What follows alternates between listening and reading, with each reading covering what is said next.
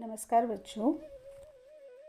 आज की कक्षा में मैं आपके लिए फिर से एक कहानी लेकर के आई हूँ। और क्यों लेकर के आई हूँ ये कहानी? क्योंकि मैं इन दिनों देख रही हूँ कुछ विद्यार्थियों से बात हो रही है और बहुत से विद्यार्थी ऐसे हैं जो इस समय को लेकर के, इस परिस्थिति को लेकर के जो आज कोरोना के कारण हो रही है, बहुत परेशान हैं। उन्हें अपना भविष्य, अपना वर्तमान, अपना जीवन, अपना करियर सब कुछ जैसे उलझा हुआ सा, अंधकार में ऐसा दिखाई दे रहा है। लेकिन परिस्थितियाँ जीवन में सदैव एक जैसी नहीं रहती हैं। परिस्थितियाँ तो बदलती रहती हैं।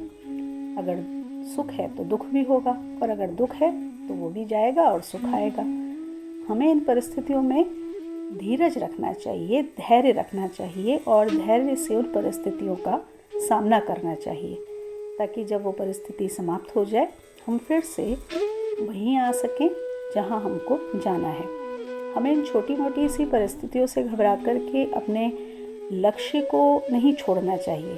तो इसी बात को समझाने के लिए एक छोटी सी कहानी मैं आज आपको सुनाती हूँ। आज संडे का दिन है तो हमारी कक्षा इसी तरह की होगी। तो सुनिए कहानी। एक बार एक शिक्षक था। उसने अपने स्कूल में अपने स्टूडेंट्स के साथ में एक एक्सपेरिमेंट किया। क्या किया कि वो क्लास में आया और क्लास में आकर के उसने सारे स्टूडेंट्स को एक एक टॉफ़ी दी और सबसे कहा कि बच्चों 10 मिनट तक आप इस टॉफ़ी को नहीं खाना। और वो ये कह करके और उस क्लास से सब बच्चों को टॉफ़ी बांट करके और बाहर चला गया। कुछ समय के लिए तो क्लास बिल्कुल शांत हो गई, एक सन्नाटा सा हो गया। सभी स्टूडेंट्स अपने सामने जो टॉफ़ी रखी हुई थी उसको देख रहे थे और समझ नहीं पा रहे थे, खुद को रोक भी नहीं पा रहे थे। ऐसे 10 मिनट का समय तो निकल गया, पूरा हो गया। और 10 मिनट के बाद में जो टीचर थे वो फिर से कक्षा में आए और कक्षा में आकर के उन्होंने पूरी कक्षा को देखा, सारे स्टूडेंट्स को देखा।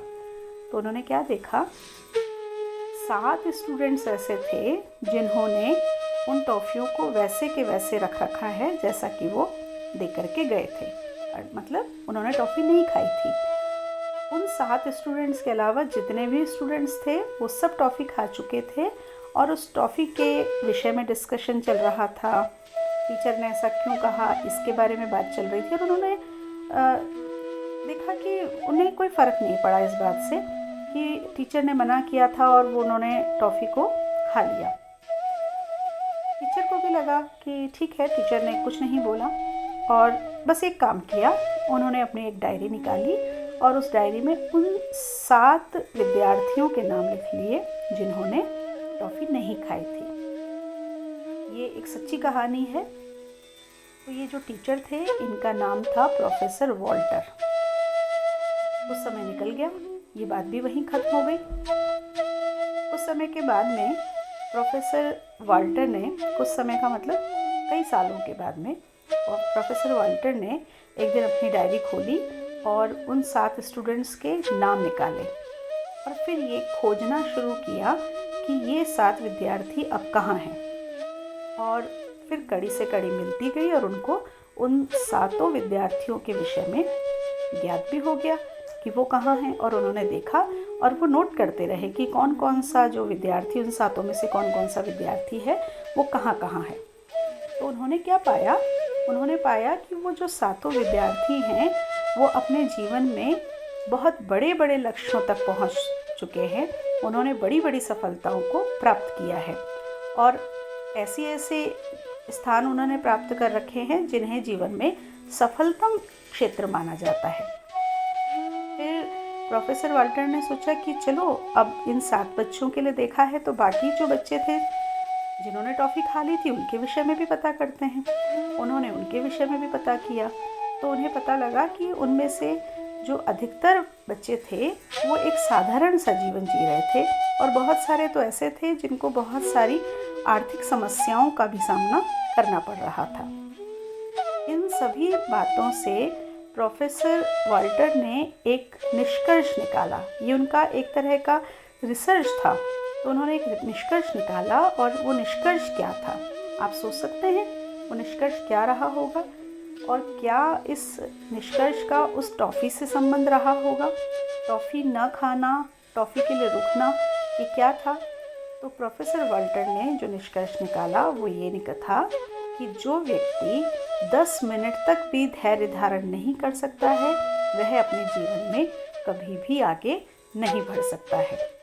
और ये जो उनका शोध था ये दुनिया भर में बहुत प्रसिद्ध हुआ और इस थ्योरी को मार्शमैलो थ्योरी कहा गया। मार्शमैलो थ्योरी क्यों कहा गया?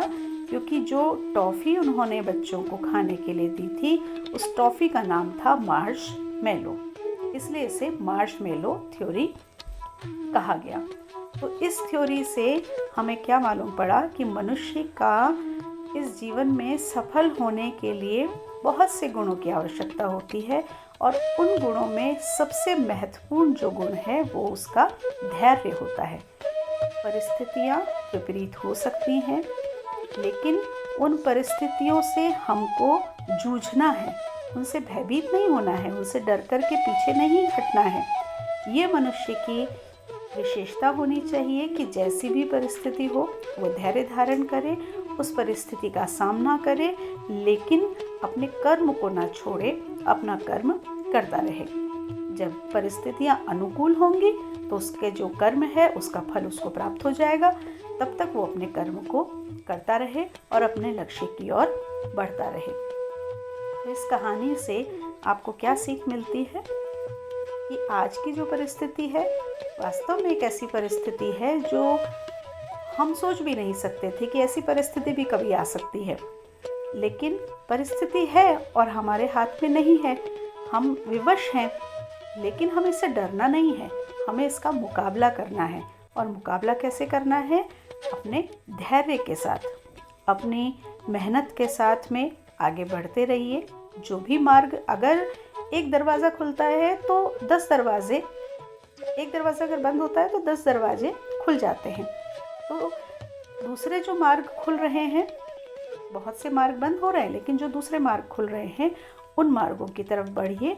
लक्ष्य आपको मिलेगा, आपकी मंजिल आपकी है, आपकी प्रतीक्षा कर रही है। उसे जितना आपको इंतज़ार है उस तक पहुंचने का, उसको भी इंतज़ार है कि आप कब उस तक पहुंच पाएंगे। इसलिए घबराएं नहीं, अपना उत्साह कम ना करें, धैर्य रखते हुए कर्म करते हुए आगे बढ़ते रहिए और सफलता एक दिन आपके कदम अवश्य चूमेगी। आपको बहुत सारे शुभकामनाओं के साथ फिर से मिलेंगे किसी और कहानी के साथ किसी और दिन। नमस्कार।